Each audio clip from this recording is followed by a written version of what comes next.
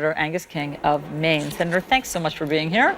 Good morning, Allison. What do you make of what President Trump is doing to his own Attorney General? Yesterday, he tweeted a very eyebrow-raising tweet. I'll read it. So why aren't the committees and investigators and, of course, our beleaguered AG looking into crooked Hillary's crimes and Russia relations? Then this morning, just in the past hour or so, he tweeted, Attorney General Jeff Sessions has taken a very weak position on Hillary Clinton crimes, where are emails in DNC's server and Intel leakers. What do you make of this?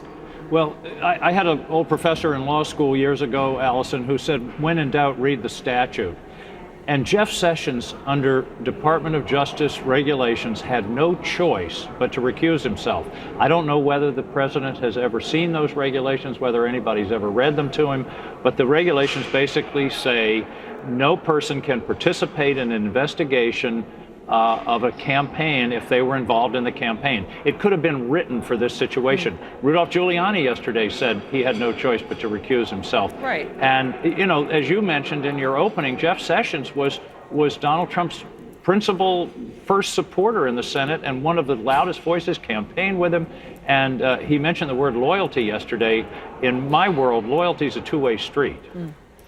But what does it tell you about President Trump's mindset or his loyalty to his early supporters, or who would take this job next if he were to get rid of Jeff Sessions? Well, I think that's a legitimate question, and whether the Senate would confirm someone under these circumstances, particularly if there was some implication or understanding that the new Attorney General would try to cut off the investigation by Robert Mueller that the FBI is undertaking.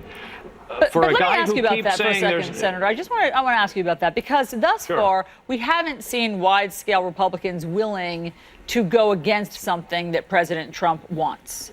So are you feeling as though this Jeff Sessions is a tipping point, and that if the president were to find some sort of other loyalist who would take the job, that Republicans in Congress would vote against that person?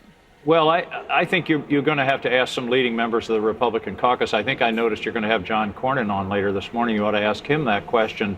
But it raises the question of will they go along? And got to remember, Jeff Sessions is a man of the Senate. He gave up a safe Senate seat. He'd been here 20 plus years, and he has many friends. I didn't vote for him, but many, you know, he was confirmed. So I think the senators are going to be very skeptical about this. Again, particularly if there's an overt or sub rosa understanding that the Mueller investigation will go away as part of this. I think at that point, everybody in the Congress is going to say, no, we can't tolerate this. My expectation is you'd see a special prosecutor passed by veto-proof majorities in both houses, and the investigation would continue. But, you know, who knows? I mean, nothing's predictable around here from one day to the next. Yeah, truer words never spoken. Okay, what plan are you voting on today for health care?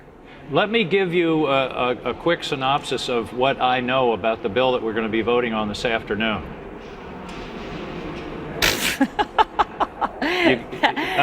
I'm absolutely serious. Notes. There is no one who knows. I talked to two senior Republicans last Thursday afternoon. I said, what are we going to be voting on Tuesday? They said, we have no idea. I think it's going to be the House bill, but then there may be a substitute amendment. And I've never seen a process like this. No hearings, no discussion. This is really, to quote a famous American, complicated stuff. And to be talking about 1/6 of the U.S. economy and tens of millions of people without any understanding of what the implications are, I really don't understand it. And I think one of the dilemmas the Republicans are going to have today is they're going to say, okay, well, let's give them the vote to start the debate.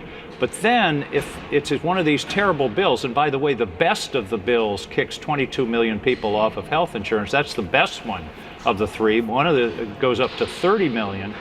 Then they're going to have to maybe vote against it, and then they're caught in the, well, I voted for it and then I voted against it. That's a bad place to be, it seems to me, as this thing unfolds. But why is Mitch McConnell put you in this position? Why aren't you doing it the regular way? I think that they are just obsessed with this idea of, we talked about repeal and replace for 7 years, and now we have to deliver on it. but they've not been able to settle on an alternative that will garner a majority, even within over 50 votes. Huh. And so they're just going to, it's sort of throwing darts at the wall at this point. But we're talking about real people's lives. I'm talking about people in Maine, thousands of people who are going to lose health insurance, who are going to, the state's going to have to choose between disabled people and seniors because of the dramatic Medicaid cuts. I mean, this is real people.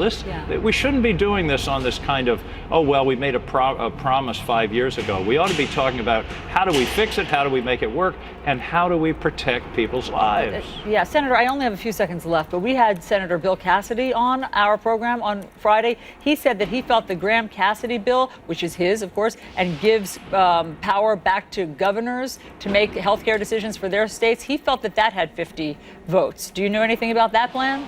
I don't know exactly how it would work, but I think the big question is, how is it funded? If you're giving flexibility to the states, but you're cutting Medicaid by $750 billion over the next 10 years, that to me is a false flexibility. That's the flexibility to choose, as I said, between elderly, disabled, and kids, or raise taxes. It's basically shifting costs from the federal government to the states. Now, I don't know how Senator Cassidy's bill fits within that category, but if it's still got the major Medicaid cuts, then I think it's going to be very hard to get a majority of votes. Senator Angus King, we are on the edge of our seat to see what happens there with the vote, just as you are. Thanks so much for being on New Day. Thank you, Allison. Chris.